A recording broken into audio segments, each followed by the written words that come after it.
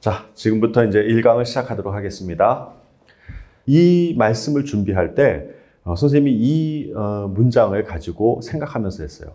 예수님을 모르는 사람이 있는데 오늘 단 하루만 시간이 주어졌다면 오늘 이후에 어떻게 될지 몰라요. 그 사람에게 과연 나는 무슨 메시지를 전할 것인가? 나에게 단 하루의 시간이 주어졌다면 그 사람에게 어떤 메시지를 전할 것인가? 이 생각으로 복음사경회를 준비를 했습니다. 이 복음사경회는 이렇게 4가지 주제로 되어 있어요. 첫 번째는 하나님은 살아계시다. 두 번째는 창조와 죄, 그리고 율법. 그리고 세 번째는 예수 그리스도의 구원, 그리고 부활. 네 번째는 구원받은 성도의 삶. 이렇게 구성되어 있습니다. 여러분, 이 영상 혹시 보셨는지 몰라요? 얼마 전에 여러분 그 운동장 캠프 했던 그 영상인데 둘째 날 새벽에 안개가 쫙 끼어 있었어요. 그래서 윤남부 선생님이 이거를 아마 드론으로 쫙 촬영을 하신 것 같아요. 한번 보세요. 멋지죠? 안개 속을 쫙 뚫고 올라가는데 하늘에서 본 우리 학교의 모습입니다. 아주 멋지죠? 우리 뒤에 산이 이렇게 아름답게 펼쳐져 있습니다. 근데 이거를 끝내고 어떤 학생이 우리 단톡방에다가 이 사진을 올렸어요. 이 사진이 뭔가 보니까 아마 밤에 들어갈 시점인데 달이 빛나고 그 초승달이 있는 거죠. 또 이 사진도 보냈어요. 아마 밤에 별을 찍어서 올린 것 같아요. 그리고 이 사진도 올린 학생이 있는데 저기 보니까 별들이 이렇게 있어요. 여러분 운동장 캠프 하면서 하늘에 별 봤죠? 너무너무 그때 별이 잘 보였던 것 같아요. 그래서 오늘은 이 별을 한번 이야기해 보려고 합니다. 우주에 대해서. 우주에 나타난 하나님의 사랑이 어떤 것인지 한번 이 시간에 배워보도록 하겠습니다. 여러분, 한 아이가 태어났다면 그 아이가 엄마라는 것을 바로 알 수 있을까요? 그런 일은 아마 없을 거예요. 예전에는 선생님 20-30년 전만 해도 아이가 바뀌어서 산부인과에서 바뀌어가지고 나중에 20년 후에 30년 후에 새로운 엄마 아빠를 찾는 그런 뉴스가 가끔 나왔어요. 근데 지금은 이제 거의 그런 일이 없죠. 이와 같이 아이가 태어나면은 엄마가 누군지 아빠가 누군지를 몰라요. 그래서 엄마는 사랑을 주고 먹을 것을 주고 기저귀를 갈면서 내가 엄마라고 하는 것을 꾸준히 표현을 해줘야 돼요. 그래야지 아이들이 저 부모님이 나의 부모님이구나 이런 걸 알 수가 있어요. 하나님도 마찬가지입니다. 우리가 하나님을 인지할 수 있는 능력이 없어요. 그래서 하나님은 우리에게 하나님의 심을 우리에게 알려주셔요. 그 방법이 2가지가 있는데 하나는 뭐냐면 일반 계시라고 하는 것이 있습니다. 이 일반 계시는 일반적으로 모든 사람들에게 다 공정하게 그것을 나타낸다라는 뜻이에요. 로마서 1장 20절에는 이런 말씀이 있습니다. 창세로부터 그의 보이지 아니하는 것들 곧 그의 영원하신 능력과 신성이 그 만드신 만물에 분명히 보여 알게 되나니 그러므로 저희가 핑계치 못할지니라. 하나님의 나타내심이 이 세상 만물에 다 보인다는 것이에요. 누구나 그것을 보고 부정할 수가 없게끔 해놓으셨다는 거예요. 이게 일반 계시예요. 또 하나는 뭐냐면 특별 계시입니다. 특별 계시는 말 그대로 특별히 하나님이 하나님이신 것을 나타내서 이렇게 표시를 하신 거예요. 그것이 바로 성경이에요. 성경에는 모든 성경은 하나님의 감동으로 된 것으로 교훈과 책망과 바르게 함과 의로 교육하기에 유익하니라. 이렇게 성경을 표현하고 있고요. 이사야 51장 15절에는 이렇게 표현되어 있습니다. 나는 내 하나님 여호와라. 이 성경에 기록된 말씀이에요. 하나님이 스스로 하나님 되신 것을 우리에게 말씀하고 계셔요. 그런 것을 적어놓은 것이 성경입니다. 즉 특별 계시죠. 특별하게 우리에게 하나님 되심을 나타내는 겁니다. 오늘 이 시간에는 일반 계시에 대해서 이야기를 하고 2강, 3강, 4강은 특별 계시에 대해서 나누도록 하겠습니다. 여러분 아까도 보셨지만 우리 하늘을 보면은 이렇게 멋진 우주가 있어요. 지금은 이렇게 아주 멋진 그 하늘을 보기가 어려워요. 왜냐하면 가로등 같은 것들이 많아가지고 청명한 하늘을 보기가 어려운데 예전에 저가 어렸을 때만 해도 이런 은하수 같은 것들을 아주 쉽게 볼 수가 있었습니다. 폴 호킨이라고 하는 작가가 이런 말을 했어요. 하늘의 별들이 1000년에 한 번 나타났다면 사람들은 모두 모여서 별을 바라보고 황홀경에 빠졌을 것이다. 여러분, 오랜만에 여러분 밖에 나가서 하늘을 보니까 너무 별이 아름다웠죠. 그러니까 아마 사진을 찍어서 올렸던 것 같아요. 자, 이렇게 천년에 한 번씩 우리가 그 하늘을 본다 그러면은 너무나도 황홀경에 빠졌을 그 장면인데, 하지만 별은 매일 밤 하늘에 떠 있고 사람들은 TV를 본다. 요즘은 TV 안 보죠? 다 스마트폰 보고 있죠. 여러분도 다 스마트폰 보느라고 머리를 다 땅을 쳐다보고 있어요. 근데 하나님은 하늘을 바라보라고 멋진 별을 하늘에 심어놨어요. 우리가 앞으로 스마트폰 대신에 하늘을 좀 바라보는 그런 시간들을 많이 가졌으면 좋겠습니다. 여러분은 이 밤하늘에서 무엇을 보십니까? 저기 보면은 노란 사각형이 하나가 있어요. 저 부분을 조금 확대를 해보면 아무것도 없는 영역이라고 볼 수 있는 그 영역을 저기를 계속 보면 그럼 뭐가 있을까? 이런 생각을 사람들이 했었던 거예요.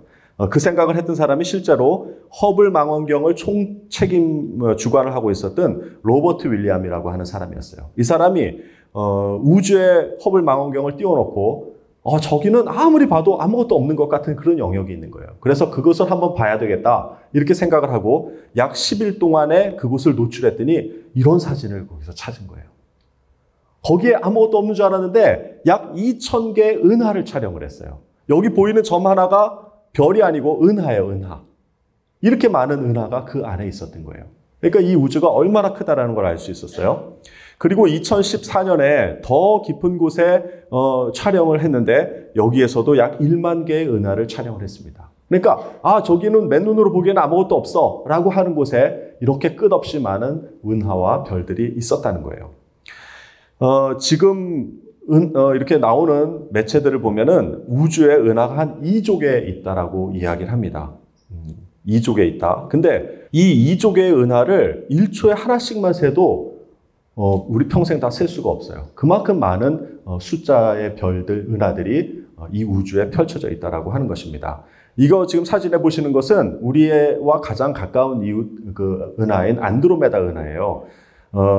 안드로메다는 가까이 있기 때문에 아마 고출력의 카메라로 고해상도의 사진을 찍어 놓은 것이 그 허블 망원경 홈페이지에 들어가 있습니다. 여러분도 가서 보실 수가 있어요.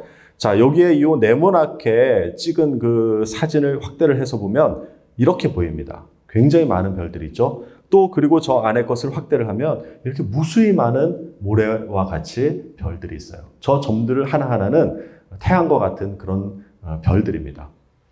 자, 그래서 안드로메다의 은하에는 약 1조 개의 별이 있다고 추정을 하고 있습니다. 자, 그러면 이 우주에는 몇 개의 별이 있는 거예요? 아까 2조 개의 은하가 있었고 한 은하당 한 1조 개의 별이 있다 그러면은 두 개 곱하면 2의 10의 24승계의 별이 있는 거예요. 여러분, 이게 2의 24승계가 얼마나 큰지 모르죠? 그래서 이걸 비교할 수 있는 거를 찾아보니까 전 지구에 있는 모래의 개수가 10의 22승계라는 거예요.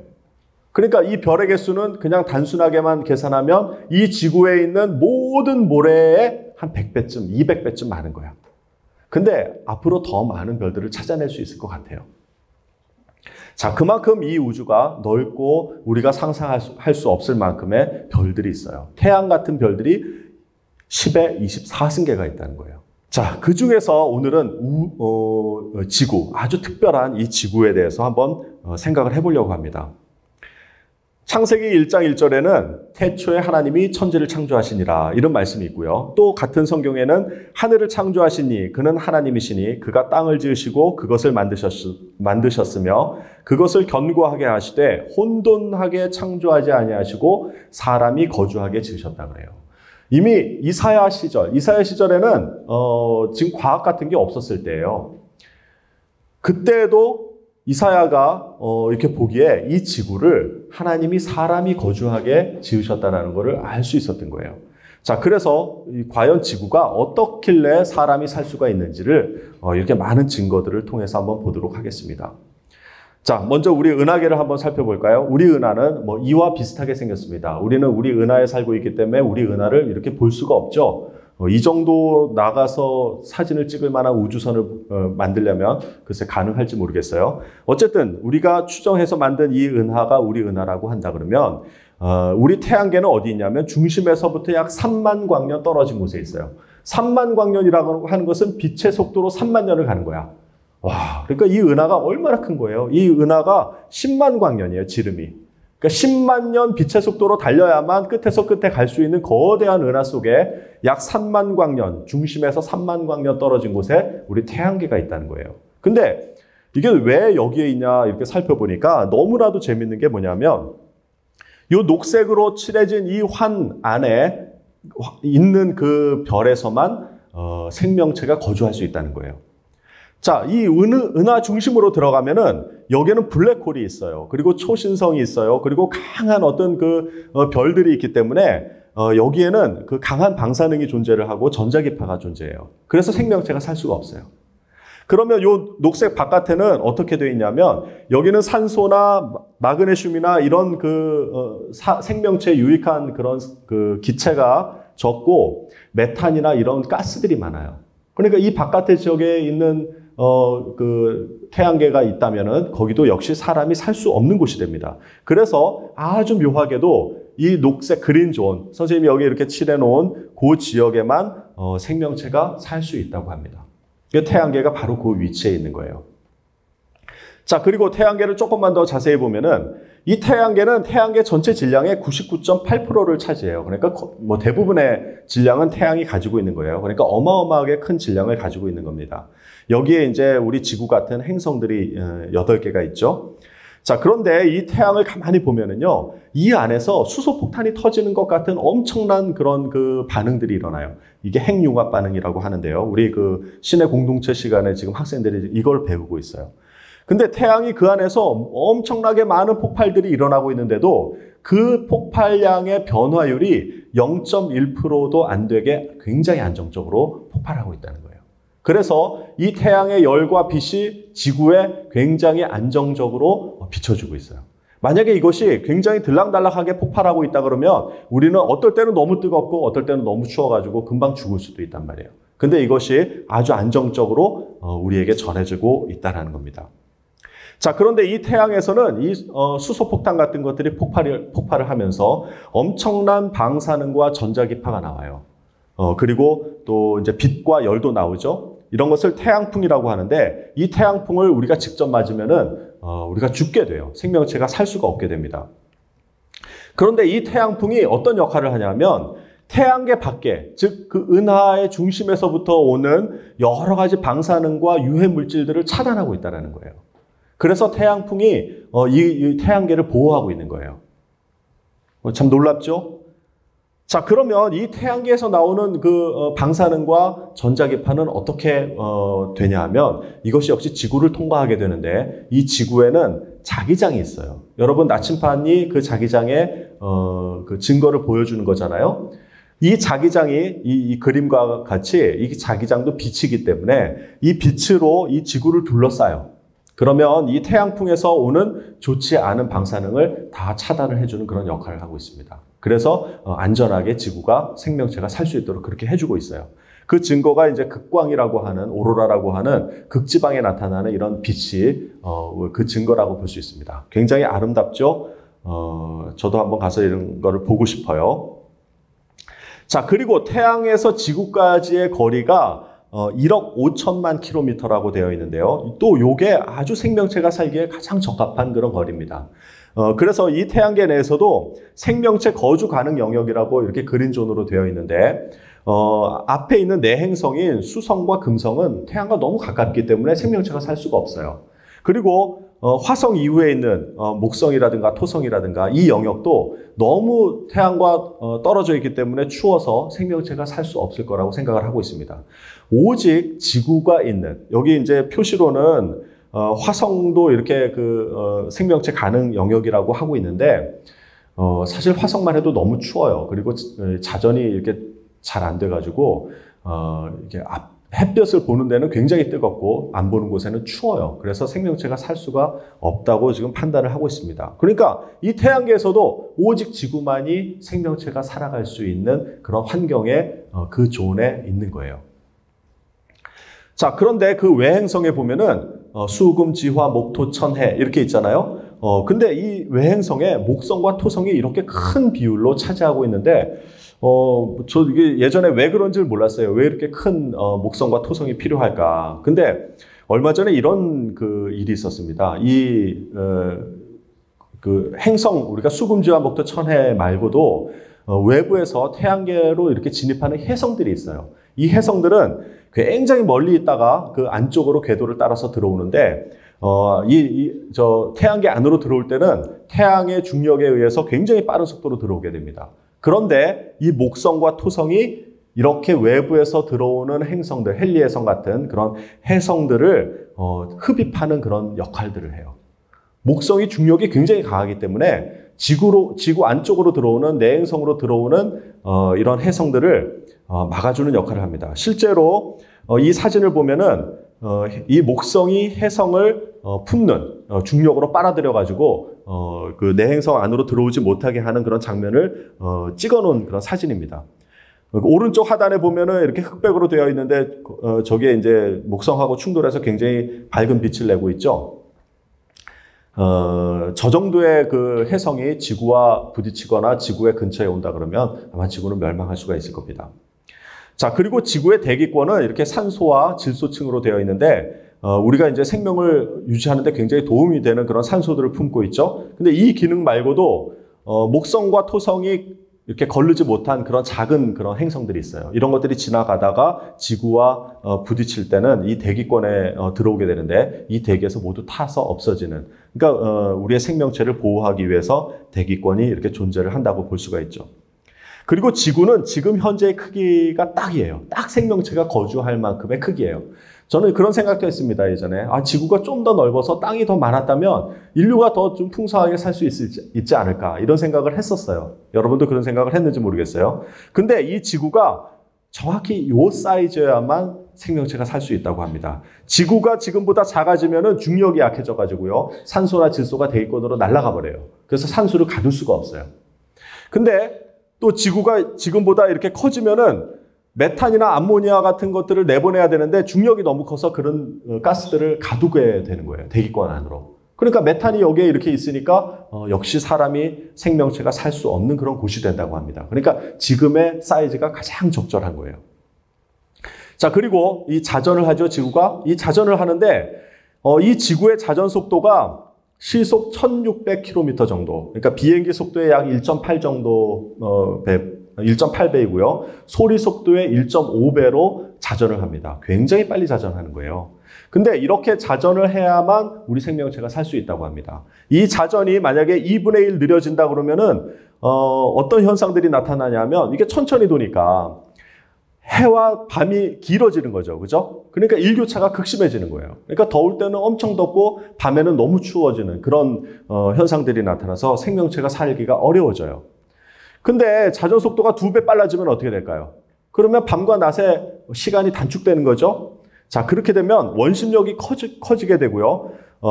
바닷물이 적도 부근에서 이렇게 팽창을 하게 돼요. 원심력이 커지니까. 그래서 지각 변동이 일어나고요. 그리고 적도 부분에 있는 그 많은 그 육지들이 사라지게 되죠. 그리고 빨라지기 때문에 대기의 흐름이 빨라가지고 늘 태풍이 불어요. 이렇게 고요한 대기가 되지 않고 태풍이 불게 됩니다. 그래서 역시 사람이 살 수 없는 그런 공간이 될 수가 있어요. 그리고 여러분도 잘 알듯이 23.5도 자전축이 이렇게 약간 기울어져 있죠. 자, 이것은 이 23.5도가 기울어져 있기 때문에 사계절이 형성이 되고요. 그리고 태양의 에너지를 골고루 다 비칠 수가 있어요. 그리고 시뮬레이션을 해보면은 정확히 23.5도 정도가 기울어져야만 지구의 경작 면적이 높아져요. 여러분, 그것도 참 놀랍죠? 그래서 가장 곡창지대가 어디에 있어요? 약 북위 40도 정도. 우리나라보다도 그 더 위쪽에 있는 그쪽에 밀생산지라든가 이런 게 많거든요. 왜 그러냐면 23.5도 기울어져 있기 때문에 여름에는 그쪽 지역에 태양이 굉장히 많이 쪼여요. 약 18시간 정도까지도 태양이 거기에 쪼이기 때문에 곡식이 굉장히 잘 자랄 수가 있습니다. 그래서 이 자전축이 정확히 23.5도 기울어져 있기 때문에 생명체가 살기 쉽다고 합니다. 23.5도보다 더 크면은요, 온도 차이가 극심해지고요. 더 작으면 계절의 변화가 생기지 않아가지고 사람이 살 수가 없는 곳이 됩니다. 자, 이렇게 지구의 몇 가지 지금 요소들을 봤는데, 요 몇 가지만 보더라도, 참 저게 저렇게 우연히 될 수 있을까 싶을 정도로 사람이 살기에 기가 막히게 설계가 되어 있는 거예요. 자, 그런데 여기 또 달이라는 것이 존재를 합니다. 지구의 행성이죠. 자, 이 달은 지구의 자전축을 잡아주는 역할을 해요. 여러분, 팽이가 이렇게 돌 때 원심력이 커질 때는 모르지만 약간 팽이가 속도가 줄면 흔들거리죠. 예, 마찬가지예요. 지구도 아주 원심력이 세서 막 그렇게 하면은 사람이 다 날아가니까 정확하게 이 아주 그 기가 막힌 속도로 돌아야 되는데 그렇게 되려면 자전축이 흔들려요. 그런데 이 달이 그 자전축을 잡아주는 역할을 하는 거예요. 자, 이 중화일보에 이런 기사가 있었어요. 만약 달이 없었다면 그러면 이 달에 그 저항이 없기 때문에 지구의 자전 속도는 점점 빨라지고요. 그 다음에 밀물과 썰물이 없어져가지고 부패해가지고 수중생물이 살 수가 없어요. 그리고 하루가 짧아져서 8시간 정도밖에 안 될 거라는 거예요. 그리고 자전축이 이렇게 팽이가 막 요동치듯이 막 요동을 쳐서 결국 거기에는 사람이 살 수가 없게 된다고 합니다. 그러니까 달이 저게 왜 있느냐 하면 우리가 살게 하기 위해서 하나님이 거기다 만들어 놓으신 거예요.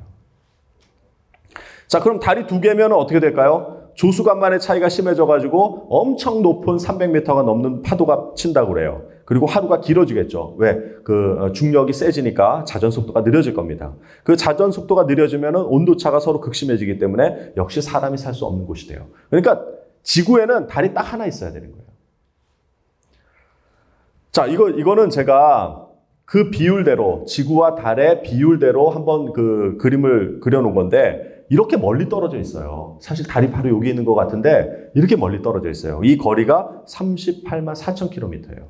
요 거리를 가려면 자동차로 한 160일 정도, 그리고 KTX로 53일, 비행기로는 약 18일 정도를 가야 되는 그런 거리입니다. 근데 참 묘하게도요, 이 달과 지구 거리 안에 지구의 다른 행성들이 여기에 다 들어갈 수 있는 그렇게 넓은 먼 거리입니다. 자, 그런데 이 달이 지구와 조금만 더 가까워지면 어떻게 될까요? 그럼 달의 중력이 더 세지기 때문에 밀물과 썰물이 더 강해지겠죠. 그래서 파도가 치게 됩니다. 이렇게 계속 높은 파도가 치게 돼 있어요. 그래서 해변가에 사람이 살 수가 없어요.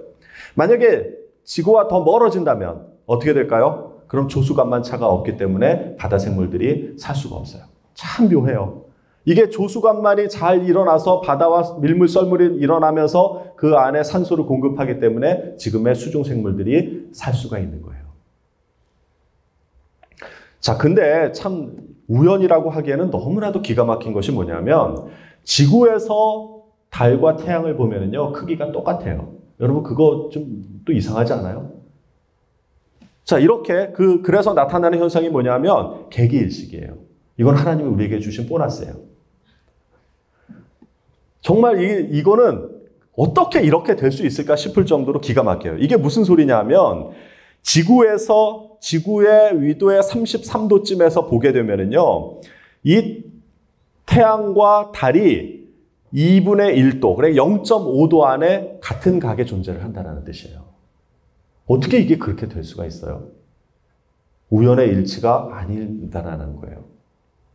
그래서 이 지구에서 달과 태양을 볼 때 반 정도 일식이 있었죠. 불과 몇 개월 전에 있었어요. 선생님도 봤어요. 지나가면서 맨눈으로 이렇게 흐리게 해서 본 적이 있는데, 이렇게 가끔 10년에 한 번씩 일식 현상을 보여주면서 내가 이렇게 태양과 달을 기가 막히게 맞추지 않았냐 하고 하나님이 우리에게 일반 계시로 보여주시는 거예요.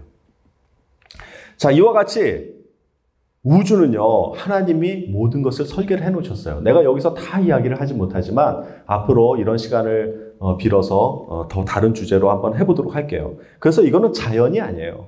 스스로 있는 게 아니에요. 이 자연이라는 말은 스스로 있다라는 뜻이잖아요. 근데 그게 아니에요. 하나님이 그렇게 만드신 거예요. 그래서 천연이라고 불러야 되는 거예요, 원래. 이 이야기를 어떤 한 학생에게 했더니 우리 공의토 학생이 이걸 가지고 시를 쓴 게 있어요. 선생님, 이 시가 얼마나 좋은지 몰라. 어떻게 이렇게 과학을 들으면서 시상을 떠올려가지고 이렇게 멋진 시를 만들었나. 여러분, 그래서 제가 한번 읽어드릴게요. 순환, 공의토. 태양과 달은 서로를 잘 아는 것 같다. 한결같이 빛나다가도 저의 때가 끝날 때 잠잠히 다음에게 자리를 터준다. 그 달가운 우정을 보고 있노라면 나는 때로 예쁜 눈물을 흘린다. 그 눈물 속에는 조금은 작고 예쁜 태양과 달이 손에 손을 잡고 목걸이가 되어서 뭉글댄다. 그리고 눈물 안에는 인간에게서 그렇게도 찾아볼 수 없던 천연의 사랑이 눈물을 머금고 한 꽃으로 피어 있다. 여러분 감탄해야 돼요. 너무 멋지지 않아요? 야, 어떻게 이렇게 하늘과 달을 보면서 순환이라고 하는 멋진 시를 썼는지 놀랍습니다. 자, 근데 케플러 프로젝트라고 하는 게 있어요. 이게 뭐냐면 과학자들은 이 지구 같은 행성이 또 있을 거다. 그래서 그걸 찾는 거야. 그럼 그 안에는 생명체가 살고 있을 것이다. 그래서 이제 외계 행성을 찾는 프로젝트인데요. 이 외계 행성이 과학이 발달하면서 이렇게 기하급수적으로 찾아지고 있어요. 그러니까 2014년까지 데이터를 보면은 예전에는 이렇게 조금씩 찾아지다가 지금은 뭐 한 해에 막 900개, 1000개 이상을 찾을 수 있어요. 한 해에. 자, 근데 이 데이터들을 분석을 해봤어요. 이거는 이 홈페이지에 케플러 프로젝트라고 하는 홈페이지에 들어가면 여러분도 다 보실 수가 있어요. 한번 잘 보세요. 자, 이 외계 행성들을 조사를 해보니까 저 파란 점들처럼 저런 분포를 가져요. 이게 뭐냐 하면 질량과 그 다음에 이게 공전 회전수예요. 그러니까 질량에 따라서 어떻게 회전하는가를 이렇게 봤는데 저 파란색들이 일반 우리가 관찰하고 있는 그런 행성들이에요. 외계 행성들. 그런데 이 녹색으로 크게 써놓은 칠해놓은 것이 태양계에 있는 행성이에요. 여러분 이거 얼핏 보세요. 이 태양계에 있는 행성들이 되게 독특하죠. 그러니까 외부에 있을수록 독특한 거예요. 전체적인 파란 점들은 다 저쪽 위에, 왼쪽 위에 있는데 지구, 금성 이런 태양계에 있는 행성들은 외부의 바깥쪽에 있어요. 그러니까 특별하다라는 거예요. 그래서 외계 행성을 발견하고서야 태양계가 결코 보편적이지 않다라는 것을 과학자들이 알기 시작한 거예요. 자, 이거는 뭐냐면 공전 주기와 행성의 질량, 그러니까 질량과 공전 주기의 비교표를 그린 거거든요. 저렇게 보면은 녹색 행성, 그 다음에 빨간 행성 이런 것들을 다 관찰을 해보면은요, 지구는 아주 바깥쪽에 있죠. 그 지구는요, 되게 독특한 행성이라는 거예요. 공전 주기는 긴데 질량은 되게 작아요. 그러니까 이런 게 없는 거예요, 거의. 자, 그리고 또 지구를 또 어떻게 보냐면 공전 주기와 공전 주기별로 별의 개수를 한번 봤어요. 그러니까 공전 주기라고 하는 것은 우리는 지구를 한 바퀴 도는데 365일 걸리잖아요. 그래서 지구가 여기에 있는 거예요, 여기에 365일 때는 요 지점에 있는데 대부분의 외계 행성은 어디냐면 그 공전 주기가 50일 미만이에요. 그러니까 50일도 안 되게 굉장히 빨리 그 자기의 별을 도는 거예요. 공전 주기가 빠른 거죠. 거의 대부분은요, 20일이에요, 20일. 한 달도 안 되게 한 바퀴를 도는 거예요. 또 질량도 커요. 그러니까 보통 그게 외계 행성들의 보편적인 분포예요. 근데 지구는요, 작으면서도 365일 길게 돌게끔 해놨어요. 왜? 사람이 살게 하려고. 여러분, 이런 데서는 사람이 살 수가 없어요. 그런 데서는 대기가 형성되기가 힘들고요. 산소가 만들어지기가 힘들어요. 그리고 너무나도 바람이 세기 때문에 있어도 여기서는 생명체가 살 수가 없는 거예요. 그러니까 이렇게 분석을 해봐야 지구가 아주 특별하구나. 뭐든지 검사할 때마다 아주 특별한 지구를 느끼게 되는 거예요. 여기 보면은 이거는 뭐냐면 행성 반경. 그러니까 굉장히 큰 행성들이 많은데 지구는요 아주 작아요. 그런 행성들이 또 많지도 않아요. 아주 특별하죠. 그래서 어떤 과학자는 지구와 같은 행성이 존재할 확률이 10의 99승분의 1이래요. 여러분 아까 우리 별이 몇 개라 그랬죠? 10의 24승계라 그랬죠?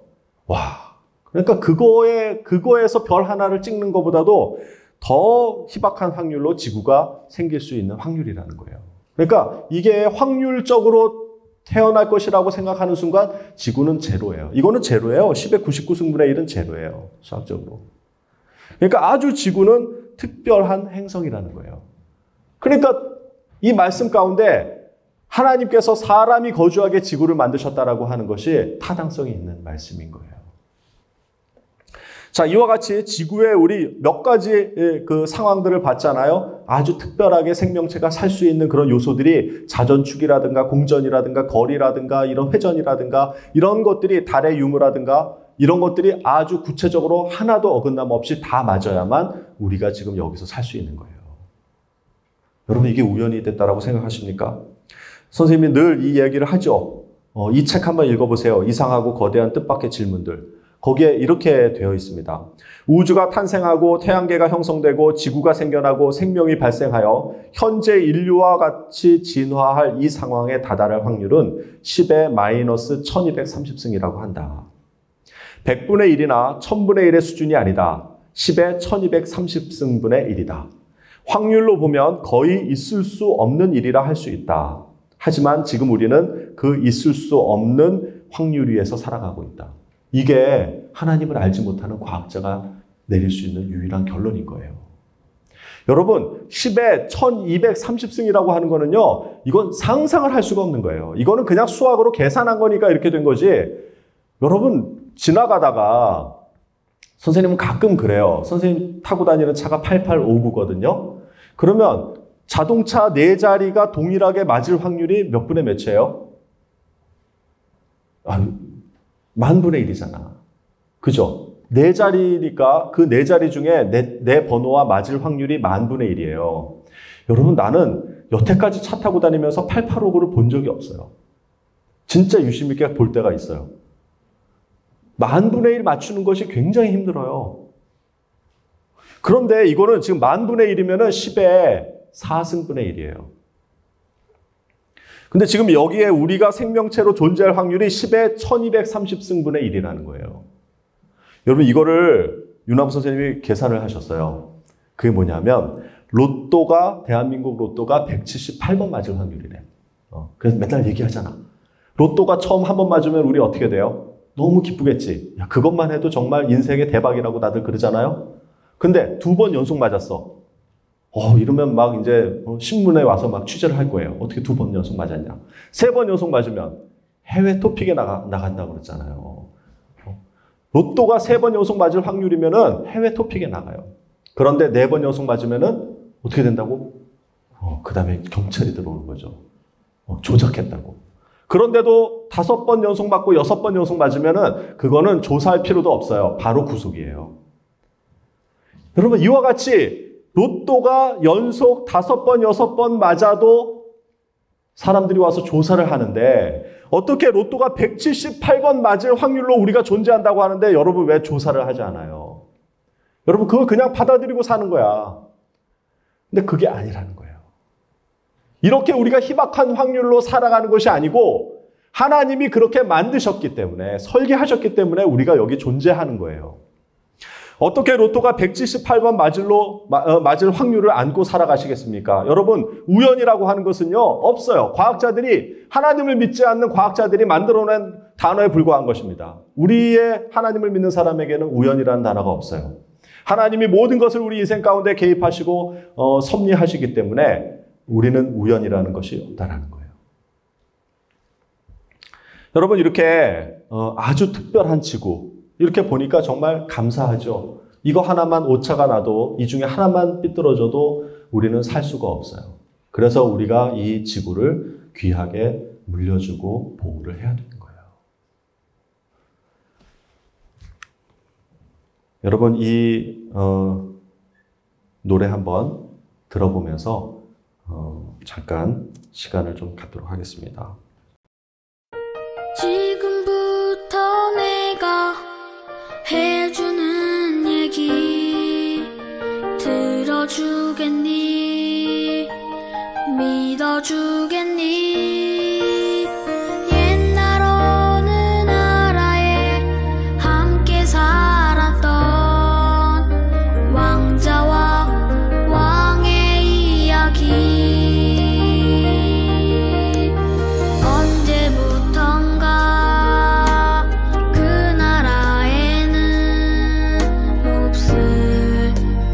돌고 있었대.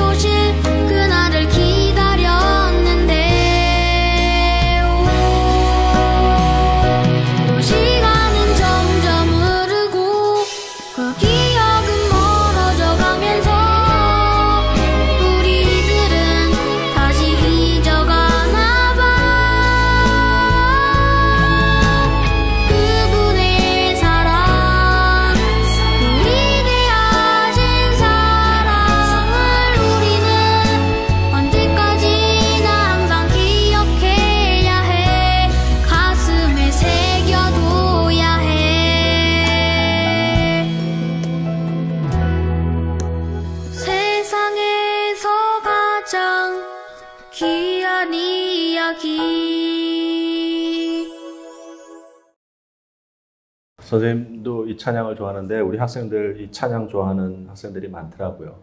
여러분 마음속에 꼭 기억해야 될 그 말씀이 오늘 여기서 나온 말씀이고요.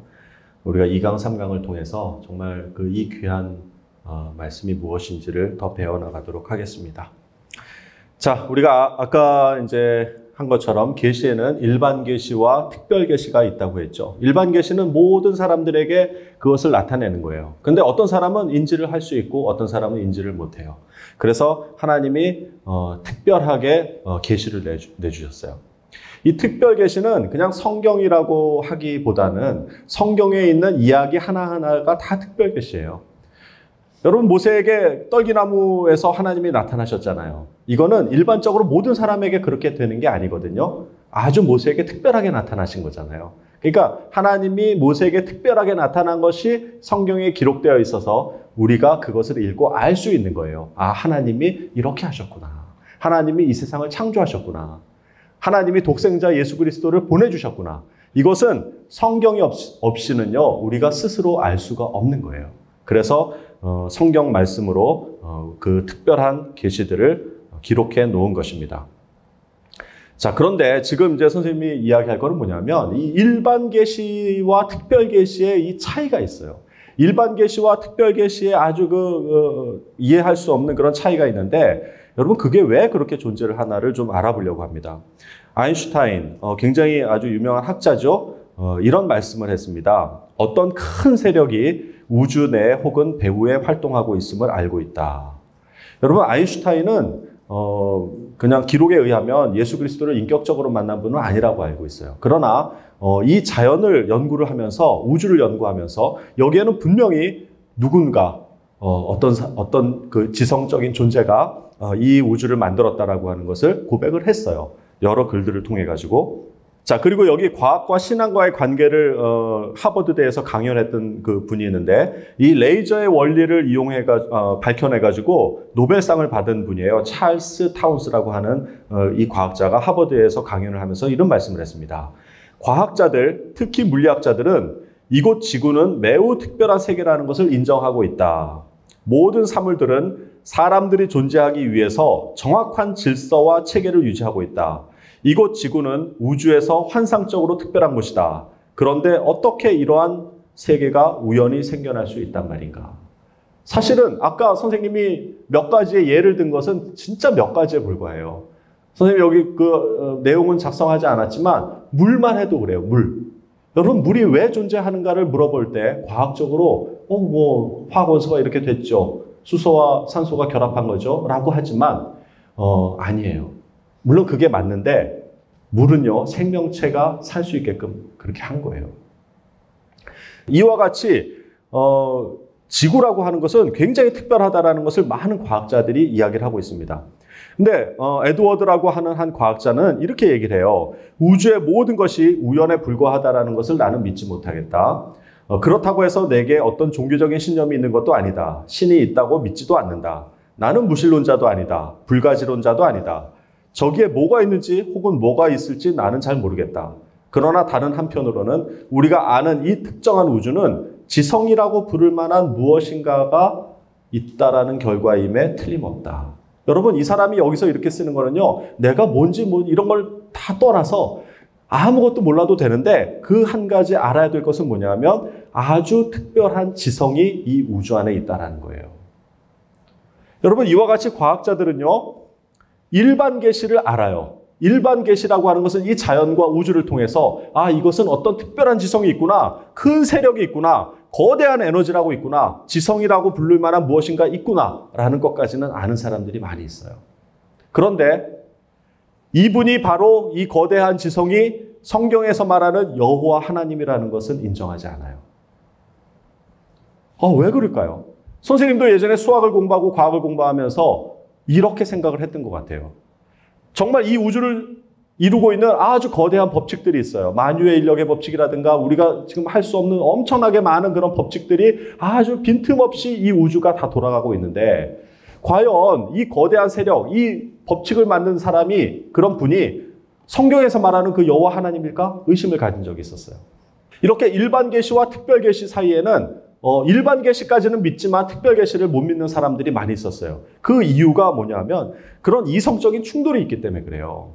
성경 안에는 자연을 보면은요, 그게 이해가 돼요. 아, 거대한 세력이 있다. 그런데 성경을 보는 순간 그것이 다 무너지잖아요. 왜? 예수님이 무리를 걸어가요. 죽은 사람이 살아나요. 구약 성경에 보면은 정말 자연스럽지 않은 그런 일들이 많아요. 심지어는 자전을 멈추는 일도 있어요. 그죠? 성경을 읽다 보세요. 전쟁 중인데 기도를 하니까 하나님한테 그 기도를 하죠. 그래서 해가 그냥 그 골짜기에 머물러 있었던 적이 있어요. 거의 종일토록 내려가지 않았다 그래요. 여러분, 그게 무슨 뜻이에요? 지구의 자전을 멈춘 거예요. 여러분, 이렇게 과학적으로 말도 안 되는 일이 성경에 기록되어 있단 말이에요. 그래서 일반 계시와 특별 계시의 어떤 충돌이 일어나는 거예요. 특히 과학자들이 보기에는 더 그런 거예요. 성경을 믿는다라고 하는 것은 과학을 버려야 되는 그런 엄청난 그 결과들을 초래하는 거예요. 저도 그랬었어요. 아니, 이성적이지 않은 걸 어떻게 믿어요? 자, 그렇기 때문에 일반 계시까지는 거대한 그런 어떤 지성은 인정하지만 특별 계시에서 말하는 그 여호와, 이 세상을 창조하신 여호와 하나님이 그분이라고 하는 것은 믿을 수가 없는 겁니다. 그래서 학생들이 이런 질문들을 해요. 선생님, 어떻게 사람이 무리를 걸을 수 있어요? 어떻게 죽은 사람이 살아갈 수 있어요? 그리고 선생님, 어떻게 하나님이 선악과를 따먹을 줄 알면서도 선악과를 만들었을까요? 저는 그런 하나님 못 믿겠어요. 이런 학생들이 있었습니다. 그래서 이런 학생들하고 대화를 나눌 때 선생님이 그 예를 하나 든 거를 한번 좀 나눠보려고 합니다. 빌립보서에는 이런 말씀이 있습니다. 내가 기도하는 것은 여러분의 사랑이 지식과 모든 통찰력으로 더욱더 풍성하게 되어서 여러분이 가장 좋은 것이 무엇인가를 분별할 줄 알게 되는 것입니다. 이게 세 번역으로 말씀을 적어 놓은 것입니다. 여러분, 여기 보면은 이 붉은색으로 표시된 사랑이 풍성해지게 하는 도구가 뭐예요? 지식과 통찰력이에요. 여러분, 여기서 이 지식과 통찰력이 무엇인가를 좀 알아보려고 합니다. 그래서 지식이라고 하는 것은 우리가 뭐 과학적인 지식 이런 것이 아니고 하나님을 아는 지식이에요. 그래서 이 부분에 대해서는 2강과 3강에 대해서 더 자세히 나눌 것이고요. 오늘은 통찰력이 무엇인가를 한번 알아보도록 하겠습니다. 여러분, 그 이집트 벽화가 있어요. 이집트 벽화를 보면은요, 좀 이상한 점이 있어요. 저기 사람을 보면은 좀 독특하죠. 근데 저게 유치원도 요즘 저렇게 유치원생도 그리지가 않는데 저기 보면 깃털이나 새 같은 걸 보면은 굉장히 세밀하게 묘사가 되어 있어요. 그런데 사람을 그릴 때는 조금 이상하게 그렸어요. 여러분, 이게 그러면 잘못된 그림일까요? 다른 벽화를 봐도 마찬가지예요. 다른 동물들은요, 아주 굉장히 세밀하게 잘 그렸는데 유독 사람만 이렇게 독특하죠. 눈은 앞을 바라보고 있고 얼굴은 옆을 바라보고 있고. 자, 근데 여기 벽화라고 하는 이집트 벽화에 보면은 그 정원이라고 하는 그 주제가 있는데 이건 더 이상해요. 연못은 위에서 바라보고 있는데요. 나무는 옆에서 바라보고 있고요. 그 안에 있는 오리들은 또 옆으로 가고 있고요. 수초들도 옆으로 가고 있어요. 그러니까 굉장히 다양한 관점들이 여기 혼재되어서 사용되고 있더라는 거예요. 자, 이것이 뭐냐면 정면성의 원리라고 하는 겁니다. 사물의 특징을 가장 뚜렷하게 보여주는 면에서 묘사해가지고 되도록이면 사물의 형태를 온전하게 전달하기 위해서 쓰는 기법이에요. 사람의 얼굴이 옆에서 볼 때는 그 특징이 가장 잘 드러나고 또 눈은 정면을 볼 때, 발은 옆면, 옆모습 위에서 볼 때, 물고기는 누워있을 때 그 형태가 온전하게 드러나기 때문에 이런 기법으로 그림을 그린 거예요. 그러니까 이거는 잘못 그린 그림이 아니고 뭔가 그 당시에 사람들이 후세대 사람들 혹은 다른 나라 사람들에게 그 자기의 문화를 설명하기 위해서 이렇게 의도적으로 왜곡해서 그려놓은 거예요. 그렇죠. 뭔가 메시지를 전하려고 하다 보니까 있는 그대로 보고 그리는 것이 아니라는 거예요. 이와 같이 모순과 왜곡이 존재를 하게 되는데 그것은 왜 그러냐 하면 이 현실 세계를 무엇인가를 이야기하고 메시지를 담기 위해서 그렇게 예전부터 고대인들부터 이런 기법들을 사용해 왔다는 거예요. 여러분, 이거 별이 빛나는 밤이에요. 빈센트 반 고흐가 그린 거 너무나도 유명하죠. 자, 이 그림을 그리고 있는 거를 어제 제가 가서 사진을 찍어 가져왔어요. 몰래 가서. 여러분 보면은 지금 봐요. 이 고흐가 그림을 그리기 위해서 캔버스에다가 아직 캔버스에 그 화판을 올리지도 않고 지금 촛불을 켜두고요. 이 마을을 보고 있어요. 피사체를 보고 있어요. 자, 그런데 지금 이 순간을 상상을 해봐봐요. 자, 이 밤입니다. 여러 가지 소리가 들려요. 지금 소리가 들리고 꽃향기가 나고 바스럭거리는 소리가 나고 그리고 저쪽에 폭풍우가 막 몰려오는 것 같은 그런 스산한 마음과 또 이 나무가 바람에 휘날리면서 내는 소리들이 들려요. 안 들리죠? 나는 들었어요. 어제 가서 사진 찍으면서. 그러니까 이 고흐는요, 지금 뭔가 자기의 내적인 그런 어떤 예술론을 막 일으켜가지고 그 감각을 살려내서 그림을 그리기 위해서 지금 뭘 하고 있냐면 자기의 그 감정을 조절하고 있는 거예요. 다양한 소리와 이 풀벌레 소리 이런 것들 향기를 맡으면서 그 감정을 녹여넣어서 그것이 폭발할 때 그림을 그리려고 기다리고 있는 거예요. 그런데 여러분 이게 여기 사진에는 느껴집니까? 안 느껴지죠. 고흐는 바로 그런 시간을 찾아가지고 이와 같이 자기의 감정을 그림에다가 확 표현을 해놓은 거예요. 그러니까 뭔가를 표현하고 싶은데 그 사실을 그대로 표현하는 것이 무슨 의미가 있냐는 거예요. 여기 보면 구름이 막 휘어지죠. 나무가 춤을 추죠. 마을이 막 아주 거대한 터치로 지금 움직이고 있는 것은 뭐냐면 지금 고흐 안에 있는 예술적인 그런 감각이 극에 달아가지고 그것을 붓으로 표현을 한 거라는 거예요. 자, 여기 보면 이 A라고 하는 것은 사진 그 당시의 3차원적인 상황인데 사실은 3차원적인 게 아니죠. 4차원이죠. 시간이 흘러가고 있고요. 거기에 또 여러 가지 차원이 더해집니다. 뭐 소리가 들리죠. 향기가 나죠. 촉감이 나죠. 이런 어떤 예술적인 감각을 도저히 2차원적으로 표현할 수가 없기 때문에 2차원 종이에다가 이와 같이 선실을 왜곡해서 그리는 거예요. 이것이 고흐뿐만 아니고 많은 예술가들, 음악하는 사람들이 이런 기법들을 쓴다라는 거예요. 차원이 축약이 되면은요, 왜곡을 할 수밖에 없어요. 우리가 그림자는 우리의 온전한 모습을 다 드러낼 수가 없잖아요. 그림자는 2차원이기 때문에 3차원에 다니는 우리는 그림자로서 표현할 수가 없는 거예요. 그래서 왜곡이 되는 거예요.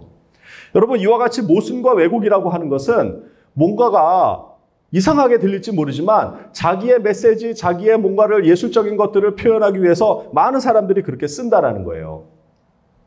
자, 여기 그 말씀 한 구절을 읽어볼게요. 레위기에 이런 말씀이 있습니다. 참 재미있어서 제가 인용을 하는 거예요. 제물을 바치는 사람은 화목제물 가운데서 내장을 덮고 있는 기름과 내장 주변에 있는 모든 기름을 여호와께 바치는 화제로 삼아라. 제사장은 그것들을 제단 위에 태워 바쳐라. 그것이 화제이며 그 냄새가 여호와를 기쁘게 한다. 모든 기름은 여호와의 것이다. 이것은 너희가 어디에 살든지 지금부터 지켜야 할 규례이다. 너희는 기름이나 피를 먹지 말라. 레위기에 이런 말씀이 있어요. 여러분 보세요. 이게 광야를 지나는 그 백성들은 지금 먹을 것이 별로 없는데 여러분들 삼겹살하고 내장, 곱창 얼마나 맛있어요. 여러분 진짜 좋아하죠. 우리 얼마 전에도 삼겹살 먹었는데 목살보다 삼겹살이 맛있는 이유가 뭔지 알아요? 기름이 있어서 그런 거예요. 여러분 그런데 여기 요 내용만 한번 표면적으로 봅시다. 그렇게 맛있는 기름을 어떻게 하라는 거예요? 다 태워서 바쳐라. 심지어는 모든 기름은 여호와의 것이다라고 율법으로 강하게 그걸 묶어놓는 거예요. 너희는 기름이나 피를 먹지 말라. 여러분 이렇게 요 글만 봤을 때는 레위기에 나타난 하나님의 속성이 뭔 것 같아요? 왜 우리 맛있는 거 우리 안 주고 왜 혼자 먹으려고 먹지 말라고 하지? 이렇게 생각할 수가 있다는 거예요. 그래서 이거를 보고 하나님은 욕심쟁이 이렇게 생각하면 안 된다는 거예요. 자, 지금은 과학이 발달해서 왜 그런지를 설명할 수가 있어요. 여기 보면 사람의 체온은 36.5도에서 37.5도. 그래서 우리가 요즘 코로나 때문에 37.5도 이상 되면은 병원에 가야 된다고 그러잖아요. 그러니까 운동을 해서 올릴 수 있는 체온의 최고치가 37.4도예요. 그 이상이 되면 이건 다른 이상 때문에 병에 걸렸다라고 보는 거죠. 그런데 이 양이라든가 염소라든가 돼지라든가 이런 걸 보면은 사람의 체온보다 높아요. 38도에서 40도 정도 분포를 보이고 있어요. 여러분 말 탈 때 말 안으면 어때요? 말 목에 이렇게 손을 대면 따뜻하죠? 굉장히 따뜻하죠? 옆에 있는 친구 될 때 하고 말 될 때 하고 한번 해보세요. 말이 더 따뜻해요. 자, 동물들은요 자기를 보호해야 되기 때문에 이렇게 체온이 높아져 있어요. 그리고 특히 초식동물 같은 경우는 바스락 소리만 들려도 바로 튀어나가야 되거든요. 그러니까 온도가 높게 되어야만 자기를 보호할 수 있습니다. 근데 조류는 더 높아요. 닭이라든가 이런 경우는 41도, 42도까지 올라가거든요. 왜냐하면 날아가야 되기 때문에. 뭐 닭은 날지는 못하지만 어쨌든 다른 조류들은 뭔가 바스락거리면 날아가야 되기 때문에 항상 예열된 상태로 있어야 되는 거예요. 그래서 사람이 다른 동물보다 체온이 낮아요. 만약 이런 상태인데 돼지고기를 먹으면, 돼지비계를 먹으면 어떻게 돼요? 닭고기, 닭비계 먹으면 어떻게 돼요? 온도가 2, 3도 정도가 떨어진 곳에서 그 기름이 우리 몸에 쌓이게 된단 말이에요. 그러면 그게 약간 끈적이면서 피에 섞여가지고 모세혈관 같은데 이렇게 쌓이게 돼요. 여러분 그것이 이제 잘못해서 뇌 혈관이 터지고 그러면은 심각한 그런 죽음에도 이르게 되는 거예요. 혈관에 문제가 생기는 거예요. 여러분 이게 과학이 이게 발달된 지가 얼마가 안 돼서 이런 이야기들을 할 수 있는 거지, 그 당시에 광야 시대에 이런 것들을 하나하나 설명하면서 너희들 기름 먹지 말아라 이렇게 할 수가 없는 거예요. 이해도 못하니까. 그래서 하나님이 우리의 생명을 보존하기 위해서, 그 당시에 공동체 생명을 보존하기 위해서 강하게 율법으로 먹지 말라고 한 거 아닌가. 선생님은 그렇게 해석을 하는 거예요. 여러분 그러면 다시 한번 생각을 해봐요. 레위기에 나타난 하나님의 속성이 욕심쟁이가 아니고 그 내면을 볼 때, 표면적으로만 읽을 때는 하나님이 우리 기름을 먹지 말라고 하니까 마치 우리를 그냥 통제하려고 하는 것처럼 율법이라고 보이지만, 이 사실을 알고 나니까 이 안에 하나님의 어떤 속성이 느껴져요? 예, 사랑하기 때문에 우리를 그 강한 율법으로 묶어두는 거예요. 재밌는 거는 여기 그 피쉬 오일이라고 있는데, 물고기는 이렇게 체온이 낮잖아요. 그래서 이 물고기는 상대적으로 뜨거운 우리 몸에 오면은요, 더 물처럼 흘러요. 그래서 이 기름때를 닦아주는 역할을 해요. 그래서 여러분 그 오메가3 보면은 여기 정제 어유라고 되어 있거든요. 이게 무슨 뜻이냐면 물고기 기름이라는 뜻이야. 그래서 물고기 기름은 먹어서 혈행 개선에 도움을 줄 수 있는 기능식품이에요. 자, 그래서 이렇게 하나님은 우리에게 강한 율법으로 그 당시에 묶어뒀던 거예요. 자, 그래서 이 안에 사랑이 존재를 하죠. 근데 그 사랑이라고 하는 것이 우리 눈에 느껴져요? 안 느껴져요? 어떨 때는? 이거는 무형이기 때문에 느껴질 수가 없어요. 그래서 율법이라고 하는 그릇에 담을 수밖에 없는 거예요. 여러분에게 사랑하는 부모님이 여러분을 사랑하지만 어떨 때는 말 안 들으면은 잔소리하고 때로는 야단도 치죠. 여러분 그것 때문에 부모님이 나를 사랑하지 않는다라고 그렇게 하면 안 되는 거예요. 부모님이 여러분을 사랑하기 때문에 여러분에게 율법으로 구속할 수가 있는 거예요. 그 율법으로 사랑을 담는 그릇으로 쓰는 거예요. 자, 우리가 아까도 봤죠. 모순과 왜곡과 이 율법이라고 하는 것은 뭐냐면 그 안에 진리, 내가 표현하고자 하는 어떤 메시지, 사랑이라고 하는 것을 담을 수 있는 그릇이라는 거예요. 그래서 표면만 보면은 모순이처럼 보이고, 표면만 보면 왜곡돼 보이고, 표면 속에서는 나를 속가매는 그런 어떤 율법처럼 느껴지는 것이지만, 그러나 그 안에 진리와 사랑을 꿰뚫어 볼 수 있는 능력이 뭐냐면 통찰력이라는 거예요.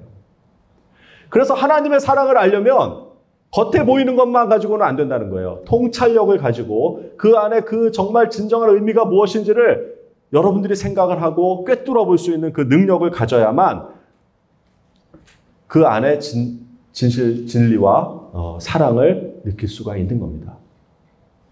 여러분 그래서 저는 그 생각을 한 거예요.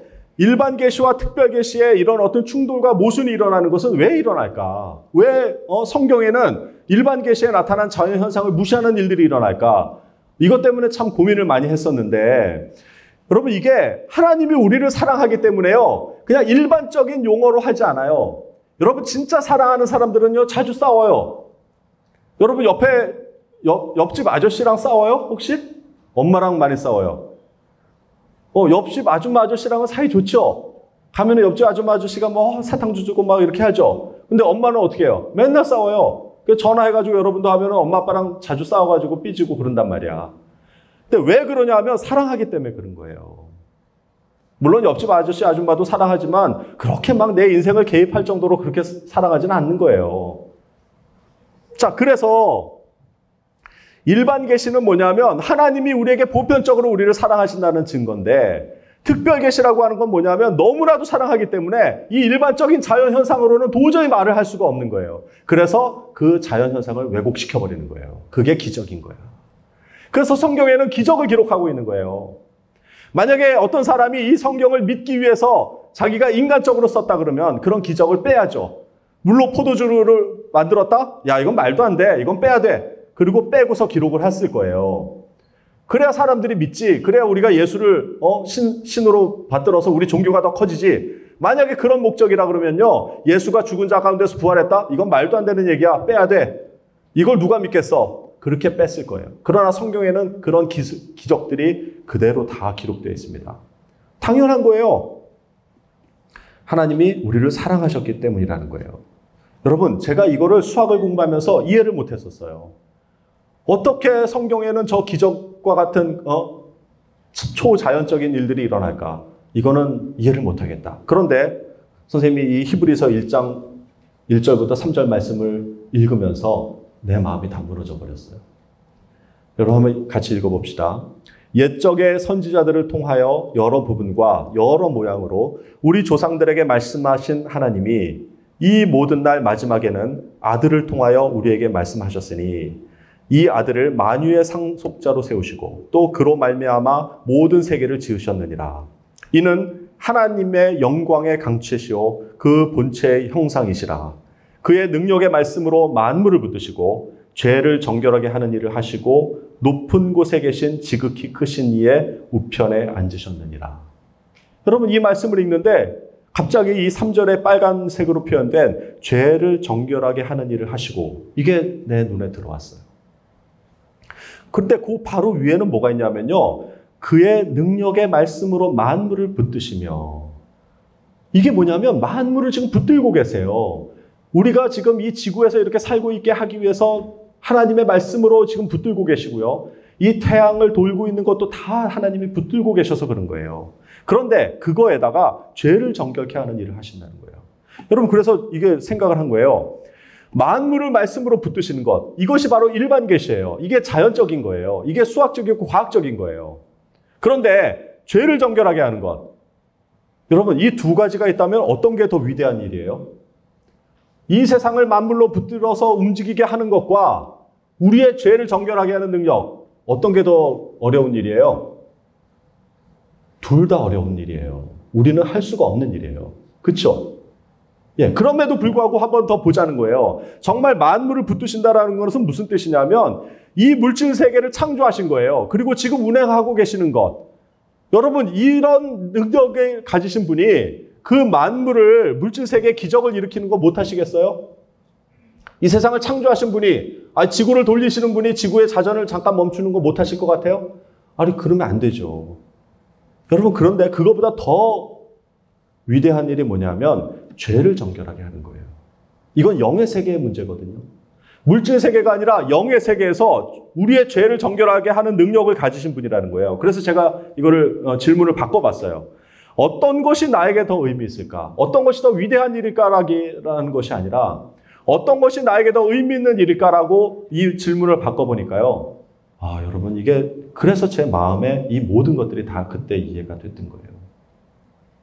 여러분 죄를 정결하게 한다는 거는요. 이거는 정말 감히 이 물질 세계에서는 상상할 수가 없는 거예요. 여러분 이 세상에서 이 세상을 만물로 돌리시는 분이 만약에 기적을 못 일으키신다고 해봐요. 그런데 어떻게 그런 분이 영적인 죄를 정결하게 할 수가 있어요? 그건 말이 안 되잖아요.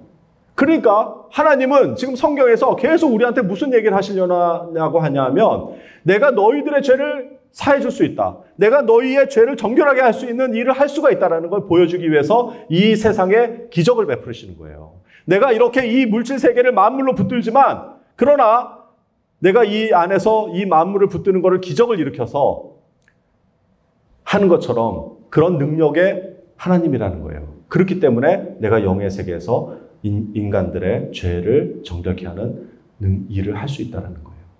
여러분 그러니까 이게 다 이해가 되는 거예요. 그러니까 기적이 없다면은요 성경이 아니에요. 도덕책이지. 그래서 우리는 성경을 읽는 것이 그 안에서 어떤 도덕적인 것을 찾는 것도 있지만 그 이상의 것은 뭐냐면 그 성경 말씀을 읽으면서 우리의 죄가 사해졌구나라는 걸 깨닫게 하시려고 성경을 쓰신 거예요. 그것이 특별 계시인 것입니다. 그래서 예전에는 일반 계시와 특별 계시가 충돌이 일어난다고 생각을 한 거예요. 그래서 나는 일반 계시만 믿고 특별 계시는 믿지 못하는 경향이 있었던 거예요. 근데 이거를 그렇게 죄를 사하는 능력이 있는 분인 걸 알고 나서 이게 특별 계시 안에 일반 계시가 들어가 있구나. 이 일반 계시를 만드시고 만물을 붙드시는 분이 기적을 일으키시는 그런 위대한 분인데 그분이 바로 우리의 죄를 사할 수 있는 능력이 있다는 걸 알게 된 거예요. 여러분, 그거를 느끼고 이 말씀을 한번 다시 읽어보세요. 3절만 한번 읽어보도록 하겠습니다. 이는 하나님의 영광의 광채시요 그 본체의 형상이시라. 그의 능력의 말씀으로 만물을 붙드시며 죄를 정결하게 하는 일을 하시고 높은 곳에 계신 지극히 크신 이의 우편에 앉으셨느니라. 참 어마어마한 말씀인 거예요.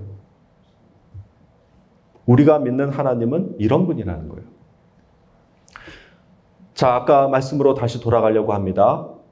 내가 기도하는 것은 여러분의 사랑이 지식과 모든 통찰력으로 더욱더 풍성하게 되어서 여러분이 가장 좋은 것이 무엇인가를 분별할 줄 알게 되는 것입니다. 이 사도 바울의 기도가 나의 기도가 되길 바랍니다. 우리 선생님들이 여러분을 위해서 하는 기도가 될 거예요. 여기에서 가장 좋은 것이 무엇인지를 분별하게 할 수 있는 그 두 가지 요소가 뭐냐면 지식과 통찰력이에요.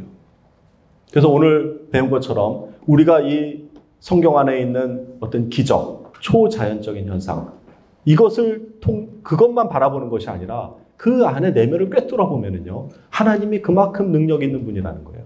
우리의 죄를 사해 주실 수 있는 분이라는 거예요. 그 통찰력으로 그 안에 있는 사랑을 볼 줄 알기를 바랍니다.